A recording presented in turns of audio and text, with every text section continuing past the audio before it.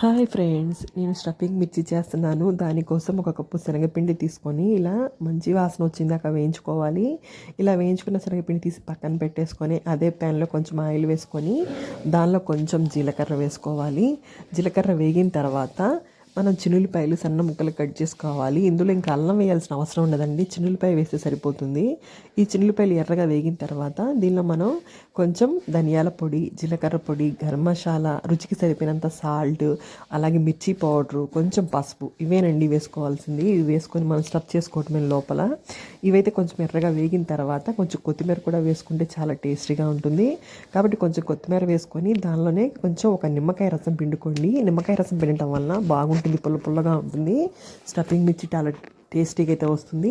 ఇప్పుడు ఇది మొత్తం కలిపి పిండిలో వేసి కలిపేసుకొని ఈ పిండిని ఇలా మిర్చిని మధ్యలో కట్ చేసుకొని దానిలో విత్తనాలు ఉంటే తీసేసుకొని దానిలో ఇలా కూర్చుకోవాలి అంతా. ఇలా లోపలంతా స్టఫ్ చేసుకున్న తర్వాత ప్యాన్లో కొంచెం ఆయిల్ వేసి మూత పెట్టి ఇలా ఉడికించుకోవాలి. ఆయిల్ ఎక్కువ వేయాల్సిన అవసరం లేదండి, నాన్ స్టిక్లోనే కాబట్టి త్వరగా మెత్తబడతాయి. మూత పెడితే మెత్తగా అవుతాయండి. ఇవి బెంగళూరు మిర్చి కదా, కొంచెం గట్టిగా ఉండటం వల్ల మూత పెట్టుకుంటే బాగుంటుంది.